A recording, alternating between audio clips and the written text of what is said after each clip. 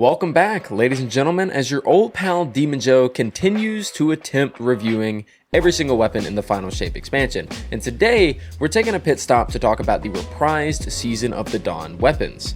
Now, there are 5 weapons in total, 3 currently available, and 1 new one releasing in each of the upcoming acts, and unlike a lot of other weapons in this DLC, these weapons are not craftable, meaning that it's very important for you to know whether or not these are worth your time farming for, but not only that, whether they're worth your resources to enhance, as yes, these weapons can be enhanced to upgrade the perks and stats that come with them. With that said, subscribe to the channel if you enjoy the content today, and let's go ahead and jump into it. First things first, when it comes to farming these weapons, I've honestly found that running the expert difficulty version of Expansion Breach is the best way to get as many of these as possible, as you'll get them as both drops and engrams, which can be focused back at the helm. However, you can also run the Vex Network mission Enigma Protocol to get these weapons with double perk drops, but that mission may be a bit difficult for most players, as some may require a team to be able to do it. As you get these weapons, you may notice that they now come with a new origin trait, as these old reprised weapons always seem to do, and the origin trait is actually super useful for a change. It's called Cast No Shadows, and states that dealing melee damage will increase the weapon's handling, but more importantly, load ammo directly into the mag from reserves. I tested this, and it seemingly has no cooldown, and even works with ranged melee abilities like the Titan Hammer, which leads me to believe that it'll also work with the likes of Hunter Shurikens and the Warlock Strand melee, for example. This is pretty huge, especially as we get into talking about weapons like the shotgun later in the video. Very good origin trait. Now let's talk about the weapons. Breachlight. Starting off, we have one of my favorite weapons from back in the day, and one of the only sidearms I've truly liked that wasn't a special weapon.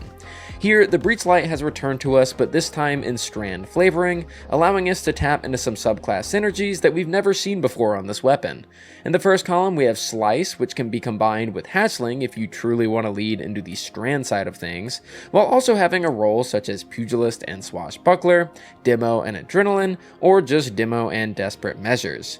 For me as a player, I probably won't end up pursuing and using a God-rolled Breachlight, just because these sidearms just aren't anywhere towards the top of my picks nowadays with all the weapons that we've had since this weapon released. I mean, the Call is simply too insane, Midnight Coup has been my go-to primary, Scatter Signal goes crazy, and even the new Raid SMG is strand, and is kind of something that I prefer here to Breachlight, as I'll be crafting it very soon.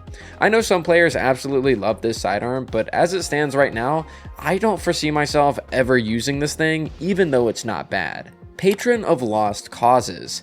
If you've been a fan of the Night Watch Scout Rifle for any amount of time, then you're probably going to adore this one. Not only does it have slightly more variety in perks than Night Watch, but it also just looks absolutely incredible, and that's enough for me to use it over it. Plus, enhanced perks, but who cares about that? Fashion is the end game.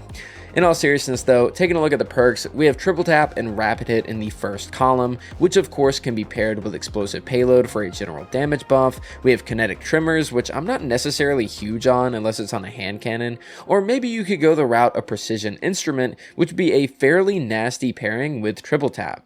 Unfortunately, Scout Rifles aren't exactly meta in terms of being one of the better primary weapon picks, and all that brings the Scout Rifle down despite being very good overall. SMGs are great, Pulse Rifles got a massive buff, and hand cannons still feel the best, at least to me personally, and I don't see a world where I would want to use a Scout Rifle unless it was required via some champion mods or something. So unless I need to use a Scout Rifle for champion mods, I don't foresee myself using this, even though it is pretty good. Line in the Sand.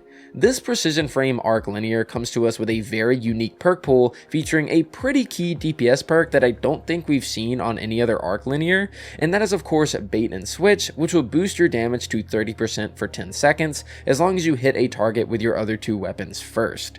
This paired with Rapid Hit and Clown of course is a nasty combination, but another perk I wasn't expecting to see here is of course Reservoir Burst, which if paired with Clown will allow all of your overflowed shots to deal bonus damage. damage, but unfortunately this is still 5% less than bait and switch and doesn't apply to every bullet in your magazine like bait does. We also have firing line, which will grant a more passive 20% buff if nearby some allies when using it, but all in all I think rapid hit or clown with bait and switch is probably what you want most here if you're serious about using linear fusions moving forward. Martyr's Retribution. What is probably the most hyped weapon out of all of the returning reprisals, we have everyone's beloved OG Wayframe.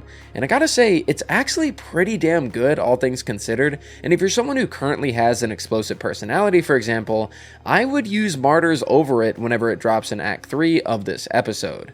Looking at the perks, we have a ton of great options here. The first column features Field Prep, Demo, Heal Clip, Autoloading, and Envious, while the second has Incandescent, as well as damage perks I guess if that's your thing. These Wayframes are mainly used for red bar ads that die in one shot anyways, so I tend to not use damage perks, but Vorpal Weapon could be decent if you do find yourself firing at yellow bars, and you maybe could use Strategist as well for some ability regen.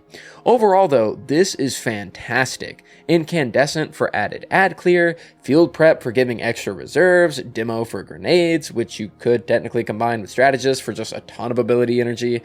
We have Heal Clip for survivability, Autoloading for quality of life reloads, and Envious for extra back-to-back shots. Pause.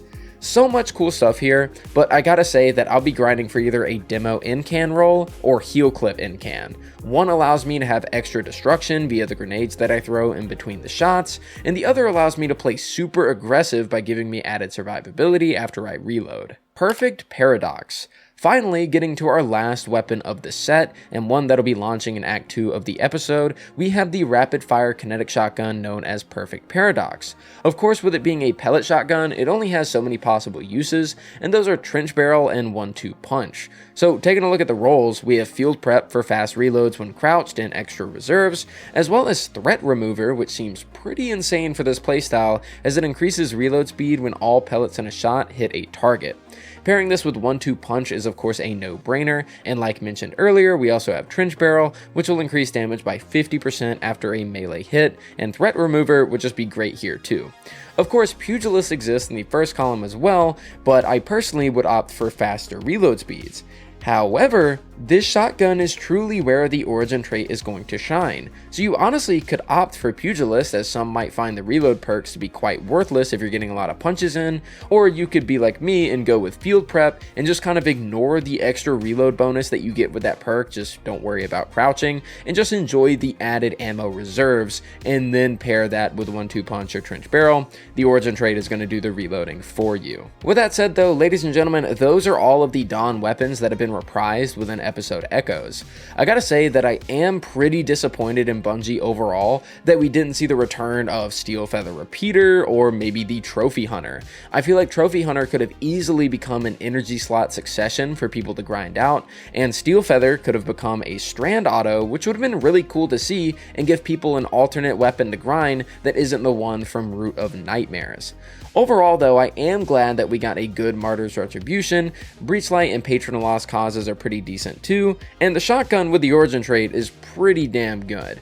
Anyways guys, that is going to do it for me today. Let me know what you guys think down in the comments down below, as of course I am one man and my opinion is definitely not objective fact. Thank you all so much for watching, and I'll see you all next time.